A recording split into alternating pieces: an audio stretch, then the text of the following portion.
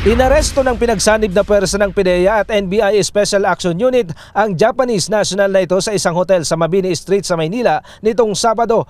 Kinilala ang sospek na si Yano Takahiro na sangkot umano sa ilegal na droga. Nakuha sa sospek ang 11 pakete ng hinihinalang shabu at sari-saring drug paraphernalia kaya't sinampa nito ng paglabag sa Comprehensive Dangerous Drugs Act sa Piskalya ng Maynila. Ayon sa NBI, posibleng sangkot din sa human trafficking ang Japanese national matapos makuha sa kanya ang ilang pasaporte ng mga Pilipina.